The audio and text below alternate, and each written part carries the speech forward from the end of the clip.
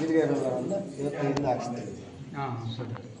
ಹಾಕ್ಸಿ ಆ ಅಕ್ಕಿ ಪಾರ್ವತಿ ದೇವಿ ಮತ್ತು ಈಶ್ವರನ ಒಳಗಡೆ ಅಕ್ಕಿ ಹಾಕ್ತೀವಲ್ಲ, ಆ ಅಕ್ಕಿಯನ್ನು ಇವರು ಒಂದು 11 ದಿವಸ ಊಟ ಮಾಡಬೇಕಾದ್ರೆ ಆ ಅಕ್ಕಿನ ಸ್ವಲ್ಪ ಹಾಕ್ಕೊಂಡು ಅನ್ನ ಇವರೊಬ್ಬರಿಗೆ ಇಡಬೇಕು, ಬೇರೆಯವ್ರಿಗೆ ಇಡಬಾರ್ದು.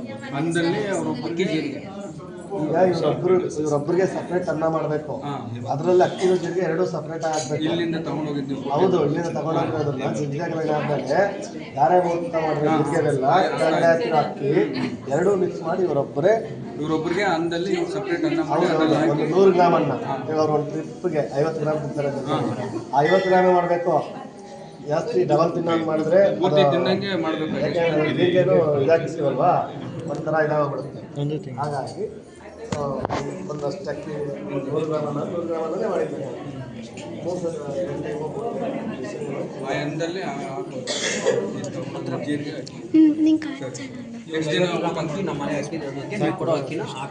ಸ್ವಲ್ಪ ಅನ್ನ ಮಾಡಿ 3 ಟೈಮ್ ಆಯ್ತು.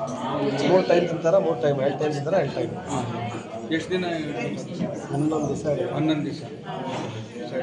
ಯಾಕೆಂದರೆ ಈಶ್ವರನಿಗೆ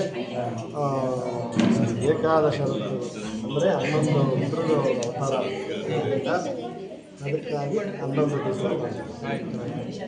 ಆಯಿತು, ಬರ್ತೀವಿ. ನೀವು ಸೋಮವಾರ ಬಂದರೆ ದೊಡ್ಡಪ್ಪರಿಗೆ ಹೇಳ್ತೀವಿ, ಫೋನ್ ಮಾಡಿ. ನೀವು ಹೇಳಿರಿ, ಬುಕ್ಕು ಅದೆಲ್ಲ ತೊಗೊಂಬರ್ತಾರೆ. 9:30 10 ಗಂಟೆಗೆ ಇಲ್ಲಿ ಬಂದ್ಬಿಡ್ತೀವಿ.